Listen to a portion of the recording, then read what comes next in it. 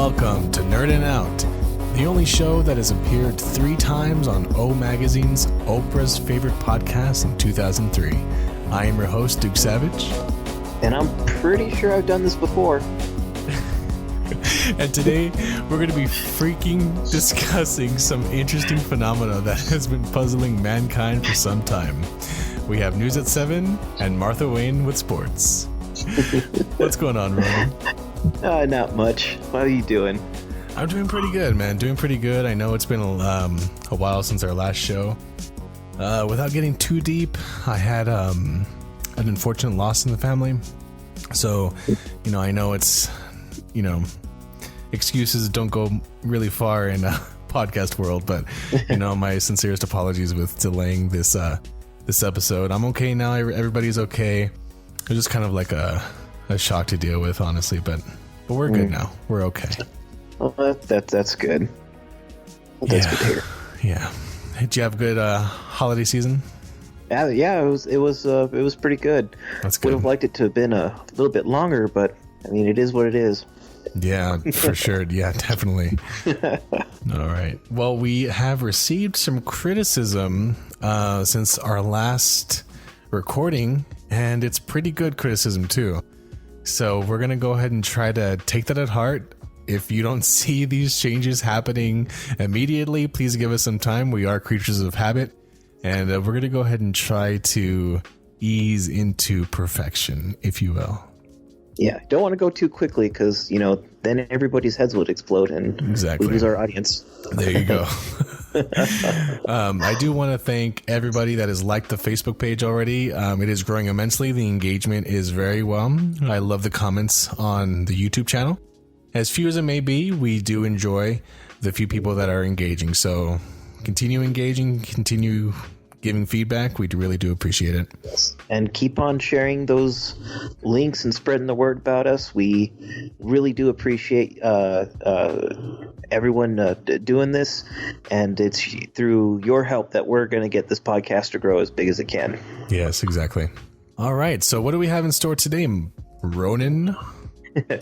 Well, today we're going to talk about a very interesting, as you mentioned, phenomenon that has actually plagued us for, since what, mankind began? It would seem so, right? One would assume. I know some people might be wondering what a Mandela Effect is. What is a Mandela Effect?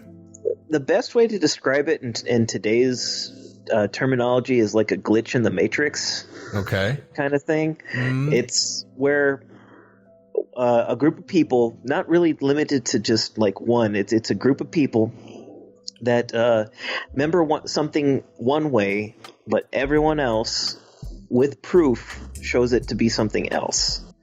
So it's kind of like they dimension hopped or something, huh? Right. Yeah, that's the theory, is that people who experience these effects can come from parallel dimensions or an alternate reality where this actually did happen. And the shared memory existed or persists. Okay. And it gets its name from the late Nelson Mandela, who became, if I recall, president of South Africa in the late 80s through the 2000s. He was imprisoned for almost 20 years, if I recall. I forget the exact amount, but he was imprisoned. Yeah, didn't he die in prison? Yeah, see, that's the thing. A lot of people thought he died in prison, but he didn't. At least in this reality, he didn't. He got out and he became president. Oh, and so it begins. Yes. So this single event became where this phenomena got its namesake as the Mandela Effect. Okay. And it is prevalent in other things, and we're going to talk about a few of our personal ones, and we'll give a couple of popular ones too, so that everyone kind of gets a good foundation of where we're coming from. So I know that a popular one is obviously Nelson Mandela. Right. What else is one? The Bernstein Bears. Bernstein? Bernstein? Yeah, it's really weird. I remember it as Bernstein. Bernstein. Yeah, but so do I actually. Yeah, but then there's people that think it's like Berenstein Bears or Berenstain Bears. And from what I'm Googling, it's Berenstain. Yeah. And it's really weird because almost everyone at one point or another looked at, read, or held a Berenstain bear book, and everyone remembers the spelling or pronunciation of the name differently. And you know what's weird? So I'm looking at some examples of it saying Berenstain, and I must say that the Photoshop on these are quite obvious, so maybe I'm inclined to believe that maybe it was never Berenstain Bears. Yeah, I mean, I'm looking at these pictures and the Photoshop is very bad. The E is clearly not supposed to be there. But then I'm looking at all the Berenstain Bears, and okay, so then with this phenomena, does that mean that everybody that remembered this wrong are from the same dimension then? That's the general theory about that is that there was a like a cross-dimensional rip or something that worlds had to merge, and everyone's memory from their original dimension came over to that one. It's really crazy. I mean, I don't want to say it's aliens, but it's aliens kind of. It's aliens. There's also a movie, The Mandela Effect, that I think should be coming out this year. Yeah, if it didn't come out late last year. No, it's coming out a little later this year. I don't know the exact release date, but let me find that. Yeah, it's pretty interesting that we decided to. It came out December 6th, 2019. Oh, here we go. There's another one. There's another one. Yeah, that was coming out. See, this is kind of a thing you can kind of twist it to be anything could be a Mandela effect. Because another popular one are like movie quotes and movie scenes. Like for me personally, I remember the original Jurassic Park, and everyone remembers the scene when the T-Rex is breaking out of its cage and attacks the two cars. But I distinctly remember one was like a 3 to 5 second scene or bit from it, where after it breaks out, that part where Grant tells Ian Malcolm not to move and his vision is based on movement. Yeah, I distinctly remember that as soon as he say that, they both take a deep breath and stiffen, and the T-Rex goes down and looks into their car. And I had a bunch of friends in school that remember that. That does sound familiar. I can't say that I remember it, but it sounds familiar. Yeah, but when you watch the movie now, that's not what happens. He says that line, and then it cuts to like the kids in the other car freaking out. And it's completely removed. And even in like extended scenes and the DVD releases, it's not in there. Right. So that's like one of mine that person affects me. And it like still gets me to this day, because I saw it back in 90. When did it come out? 92 or 94? I always forget the year. I think it's 94. Yeah, I think everybody's you're right. Yeah, they're probably screaming at us in the comments right now. When that happens, we've reached that. Oh, we're both wrong. 93. Well, yeah. So I was 6, 7 at the time. Yeah. And not a lot of people can remember a lot from back then, but that's a distinct memory that I have of something like that, because I got way into Jurassic Park as a kid. Yeah. Some other ones like that are movies are like they tend to be like misquotes.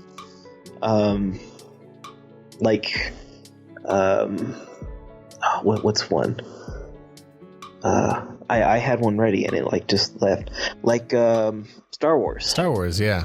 Yeah, everyone thinks the line is "Luke, I am your father." It's "No, I am your father." Right. And okay, so with that one, perhaps this can be the same with other Mandela effects.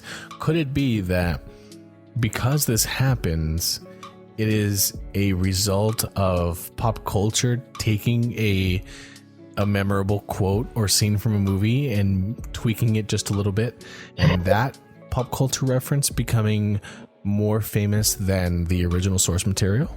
It's very possible. I mean, it's kind of like brain freeze. No one can really explain it. Right. I mean, that's what I would think, but I'm not quite sure I can track the genesis of Luke, I am your father. Yeah, I mean, aside from time travel, going back and doing that, and actually seeing it, I don't think there's a way that there's to prove it, because maybe if there's like original, you get the original film reel and you watch it. But you know where I first heard Luke, I am your father? Where? And I'm pretty sure everybody has heard this from, is in the movie Tommy Boy, I want to say. Yeah. When he's playing with the fan. Well, yeah, when he's playing with the fan. What's his name? Tommy Boy. John Candy? Chris Farley? No, Chris Farley. What did I say? Yeah. Where Chris Farley was talking into the fan and he was like, Luke, I am your father. I think that is where I heard the first one, and I think that movie could be so memorable that maybe that's where everybody thought it. Yeah, it could just be. Maybe something impressionable affected somebody and it altered their memory. So I don't know. It's really weird. But let's tell them about the one that caused you to like question existence and reality. So all right. So I remember this one very distinctly. I remember that we were both at work. Right. And something about Tim Curry came out in the news, or you brought up Tim Curry, and I started to really question my sanity because I looked you dead in your sockets of the eyes and I was like, dude, he died, bro. And I was like, I was so convinced that he died. There was conviction in your face when you said that. Like, there was without a shadow of a doubt. No way. Why would there be? Yeah. I mean, honestly, I thought this man had died. First of all, and now thinking back on it, he really hasn't been working, for decades, I'd say, since the 90s, right? He had a few movies, I think, in the late 2000s, but yeah, he doesn't. I mean, either way, I haven't heard from him in quite some time.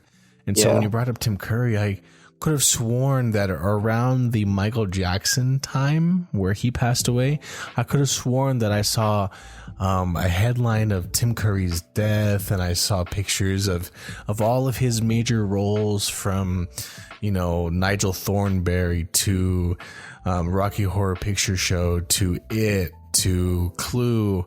I saw a montage. I know I saw a montage of all of his life's work. And that girl from Entertainment Tonight, the one that looks like Pennywise herself, she was reporting on his death, dude. I remember this specifically. I remember seeing the reel. I remember everyone crying and saying this is a really big shock. And then just a couple months ago, he comes out and he starts posting this spooky video about something. And yeah, that really broke my brain, man. I was like, dude, this guy has been dead in my head for so many years. This is really, really freaky.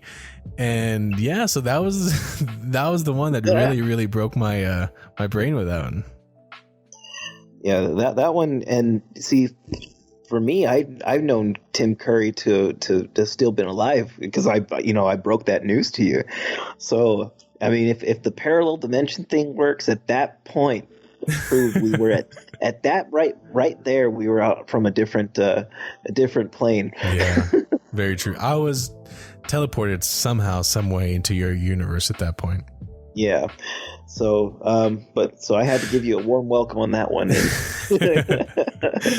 So on all of these, if you all want to go ahead and write your comments to see if maybe you were in my dimension at some point, did you somehow think that Tim Curry passed away sometime maybe in the early 2000s, 2010s? Go ahead and let us know. Did you think about the T-Rex looking into Grant and Malcolm's car? We really want to hear about your guys' experiences with these. Yeah, because I will fight anyone that says that's not true, even though I've seen the current movie and I know the proof of the pudding is in the eating, and it's not there. I will fight you on it because I know it's there. It's a CIA conspiracy, they cut that scene out because of something, and I don't know what. Well, the CIA doesn't exist, so that's your first fault. Well, it's the SSA. Do you have any other Mandela effects? There is one, very similar to your Tim Curry one. It deals with Muhammad Ali. Because, Muhammad Ali, he retired. Yeah, he was a golfer. Boxer, but yeah, that's yeah. Okay. No, I'm just kidding, guys. I'm just kidding. And unsubscribe. No, go ahead. Go ahead. Yeah, but he was a very prominent figure in the battle against Parkinson's, being a sufferer of the disease himself. I distinctly remember back in middle school learning that he had died in like the late 80s, early 90s. I was shocked to find out just a few years ago when he actually did pass away that he didn't die at that time I thought he was. Right. And that he had worked very closely with one of our favorite actors from the 80s was Michael J. Fox. He worked very closely with him and his organization. Yeah, I can imagine, for right. research on Parkinson's. Yeah. I mean, it didn't hit me as hard as the whole Tim Curry thing with you, because, I mean... Well, yeah. Yeah, coming from the planet I normally come from, emotion is something you have to learn. I haven't picked up shock on that one yet. Right. Understandable. But that was another one that was pretty. I can't say that I share your memory on that, so I do think that maybe this is cause for concern. Maybe you do need to get in your little spaceship and travel to your other time. Yeah, either that or my dosage needs to be fixed. Your dosage perhaps needs to be tweaked a little bit. Yeah, but that's interesting. Like I said, y'all, if you are on Ronnin's side with this one, did Muhammad Ali die in the 80s due to Parkinson's disease? Who knows? Maybe that was Michael J. Fox's inspiration to get Parkinson's. Yo, I'm sorry, my jokes are really dark, dude. I don't know why this week my jokes have been super dark. I apologize in advance for anybody that does not have that taste of humor. So moving on. Do you have any more that we can try to palate cleanse this? Yeah, so I don't know if it's gonna be even any better, but so did you ever think that Macaulay Culkin had like this crazy freak out and he was strung out on drugs, and you saw him on the news all the time of him being like coked out, kind of like a Lindsay Lohan experience? Yeah, I did, do, right? Yeah, and to throw an additional one in there, I could have sworn he came out as gay too. I totally could believe that. I don't remember that, but if you were to tell me, hey, remember when Macaulay Culkin came out as gay? I'd be like, hell yeah, I do. I remember it was sometime in the early 2000s. I was watching Kenan and Kel, and I was drinking my high C. I definitely remember that. But here comes a twist, y'all. Dude, apparently he wasn't, man. Apparently, so Macaulay Culkin has been doing a lot of press recently for his podcast called Bunny Ears. And he's been, dude, oh my God, when you hear him talk, he sounds like such an intellectual. He has vocabulary. He has such a way of speaking. He's like a wordsmith. He's very sophisticated in the way he speaks. Well, I mean, is it any surprise he grew up to be Jigsaw? Right. Right. Yeah. He grew up to be Jigsaw. Dude, I was so wrong about him. And, throughout his podcast, they do ask him how it was to grow up, with that type of background. What are your vices and stuff like that. And throughout all of the interviews that I've heard, he seems to have a great control over pretty much everything. Now, I do know, upon my research of this Mandela Effect, in 2004, he was arrested over possession of drugs. And I think if I were to use a rational mindset, I think that's probably what I saw in 2004, which like kind of, I mean, ruined my entire memory of him. God bless him. Yeah. It was like, oh, dude, he's a drug addict. Look at him. He looks crazy. He's out of his mind. But when you look and you hear these interviews of him, he has such a grasp on life, and it's so precious, so pure. His wife is Brenda Song. Oh. So he's not even gay. He has a loving wife. Apparently, they're trying for kids. Brenda Song, for those of you that don't know, was that Asian girl from Sweet Life of Zack and Cody. She was a huge Disney Channel star. Mm-hmm. And they're apparently married, and they're trying to have this big, beautiful family. And I'm over here thinking that he's a drug addict that almost killed himself over drugs. And I mean, aside from that one arrest, I mean, that's pretty much all I had to go off of. But man, was I wrong. Yeah, and I think for me, when I was misassociating him, kind of similar to what you did, but I think I was mixing him up with like Corey Feldman and Edward Furlong. Oh, I can see why you would confuse Corey Feldman with him too. Yeah. And then for the whole gay thing, I actually found out that and this might actually be another Mandela effect, but he starred in a movie with Seth Green, and I think in that one he played a homosexual.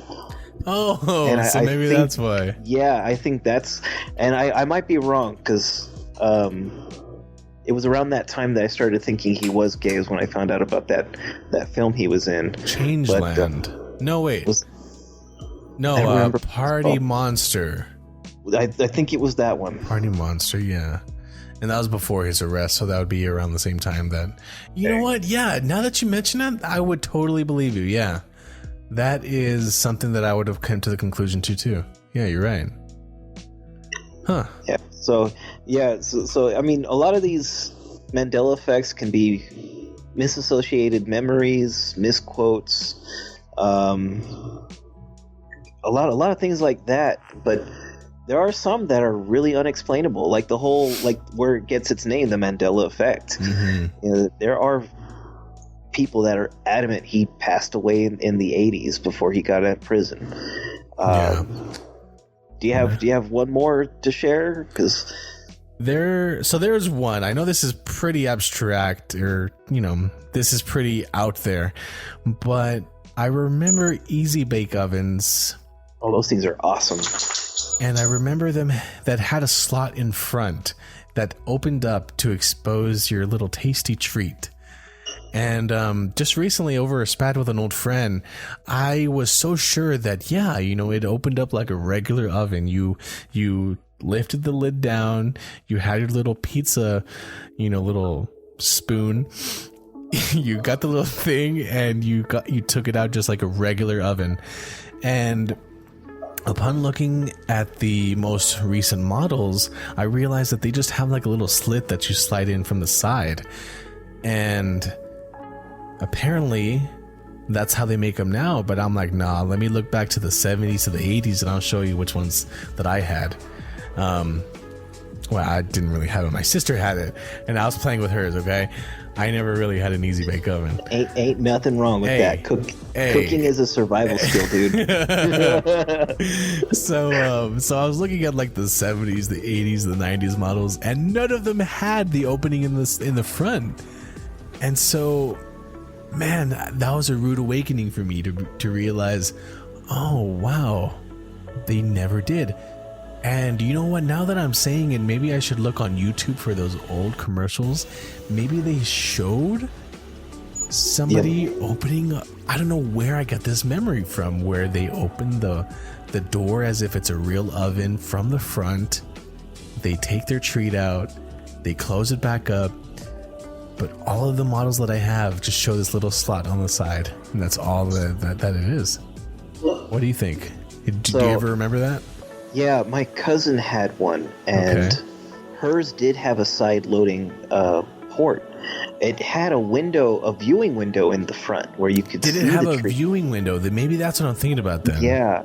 Now, I think what you might be associating it with is, do you remember the brand Creepy Crawlers. I do remember creeper crawlers, yes. Yeah, where you can like put that gelatin in the mold and you stick it in a very similar apparatus. Okay. And it would like harden the gel into these little weird gummy things. Yeah. That one had a front-loading port. So and it was made by the same. It was made by the same company too. It was just like most toys. When you get older, you realize most toys for girls are also sold to boys. Just like with a different skin. Dolls are action figures. Yeah. Yeah. Dang, kind of thing. dude, you're so right. Oh my god, I'm looking up the Creepy Crawlers toy, and it is exactly what Ronnin is talking about. You're loading this little spider thing through the front, and it bakes, I don't know, I guess the same way that a cookie does. Wow. That is probably what I confuse it with. Yeah, it's very possible, but then again, it could be true. It could have been in your universe that had a front-loading port on an easy bit. Right? Who knows, man? Well, dang, that's crazy, man. Wow. So yeah, you guys write in the comments below if you've experienced any one of these Mandela effects. We are very interested, and go ahead and toss in your own. Yeah. We'd love to do another episode of these. Absolutely, a part 2. Yeah. If we get effects. if we get enough comments on this, we'll like do some like fan comments. Yeah, for sure. Just let everyone else know what we're talking about. We'll pick our favorite ones and do that. So yeah, participate in our discussions. We really do want to hear. Participation is key, y'all. Like, we could really not even make it huge, but as long as we get feedback and participation from the few that listen, honestly, that's going to make it worth it for us, for sure. Yeah. And, we're going to participate with y'all, and it's really fun to have that engagement with you guys. Yeah, because otherwise it's just easier us to go out for pizza and just talk. Almost, right? Essentially. Yeah. That's almost what this used to be, but right. But yeah, guys. So that's going to be it for this episode. We're just going to, like I said, try to keep it short. So thank you all for listening, and look forward to the next episode. Ronnin, any last words? Yep. I had a really good zinger, but I had to fire my writer, so it's gone now. Oh yeah, of course. But I no longer work for him anymore. You left me high and dry. At least I left you high. All right, team. That's been Nerding Out. Thank you all for listening. Please comment, subscribe, hit the little bell icon. Wow. What was that? You fired your vocal coach. I can tell that. Hit the little bell icon on YouTube and tell your friends. Go ahead and share this episode, and thank y'all for listening. See you later. Ta-ta, everybody.